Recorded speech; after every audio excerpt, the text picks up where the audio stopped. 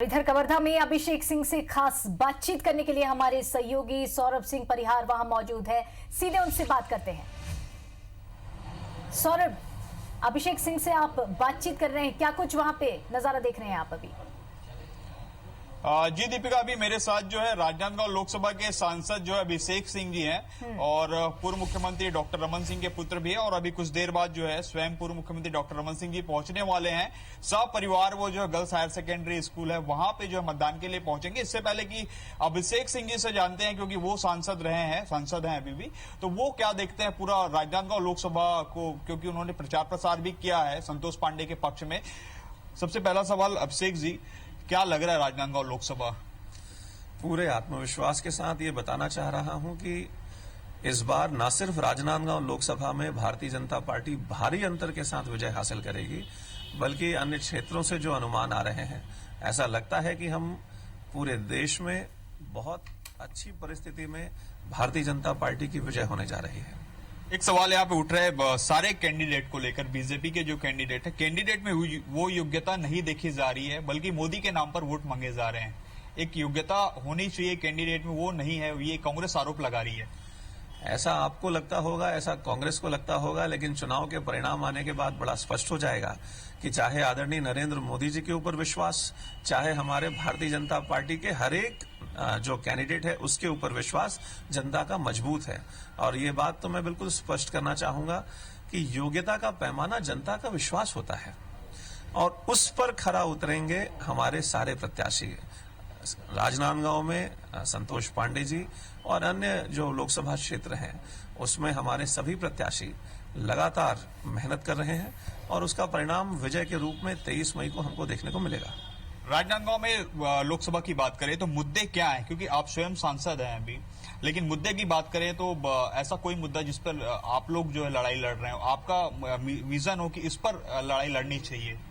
देखिए, मोटा मोटा यदि देखें तो इस देश का भविष्य कैसा हो, लोकसभा का मतदान इस देश का मत ये तय करता है कि देश का नेतृत्व कैसा हो। दूसरा, इस देश के अंदर विकास आने वाले दिशा में आगे बढ़े। और तीसरा, किस पार्टी के ऊपर, किस नेतृत्व के ऊपर इस जनता का ज्यादा भरोसा है। इन तीनों ही पैमाने पर भारतीय जनता पार्टी और नरेंद्र मोदी जी कांग्रेस से बहुत आगे हैं।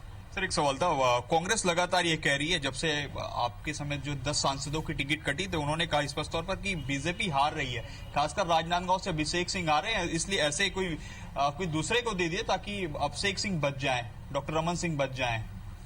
मैं ये कहना चाहता हूं कि भारतीय जनता पार्टी राजनांदगांव में भी जीतेगी और भारतीय जनता पार्टी पूरे प्रदेश में 11 में से 11 सीटें हासिल करेगी। हारने और जीतने की चिंता भारतीय जनता पार्टी को नहीं है, क्योंकि हम हर सीट को उतनी ही गंभीरता से लड़ते हैं जितनी कोई दूसरी सीट हो। और इस नाते मैं कह सकता हूं कि चाहे संतोष पांडे जी हो, चाहे कोई भी अन्य सीट पर हमारे भारतीय जनता पार्टी के प्रत्याशी हो, हम अच्छे अंतर के साथ जीत हासिल करेंगे। अभी चुनाव प्रचार प्रसार में ये देखा जा रहा है बीजेपी का कि 2014 में जो आपने वादा किया था बेरोजगारी का, रोजगार देने का, महंगाई कम करने का और जैसे अन्य चीजें, वो जो है सुनाई नहीं दे रही है। आखिर आपने काम क्या किया, वो जो है जनता को कम बताया जा रहा है और एयर स्ट्राइक है, सर्जिकल स्ट्राइक है, ऐसे बातें ज्यादा बताई जा रही है। इसके पीछे क्या है वजह? आपने बड़ा अच्छा सवाल पूछा। आपने महंगाई का जिक्र किया और मैं पूरे देश की जनता और इस प्रदेश की जनता से यह कहना चाहता हूं कि पिछले 5 सालों में नरेंद्र मोदी जी के नेतृत्व में महंगाई जिस तरीके से कम हुई है, ये अपने आप में ऐतिहासिक है और इस बात को इस प्रदेश की जनता समझती है।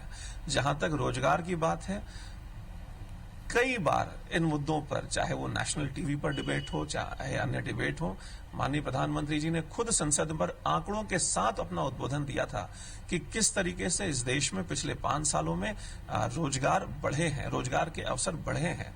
हाल ही में जो रिपोर्ट आई है उसके माध्यम से भी ये स्पष्ट हो जाता है, अभी पिछले 3 दिन 4 दिन के अंदर ही जो रिपोर्ट आई है, कि इस देश में रोजगार की हालत सुधरी है।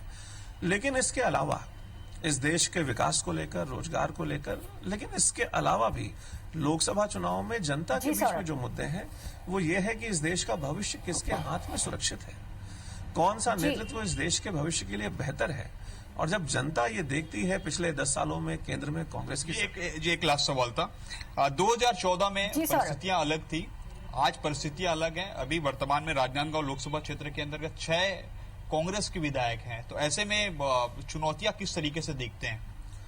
परिस्थितियां भिन्न हैं। पिछले 2014 में हम भारी अंतर से जीते थे।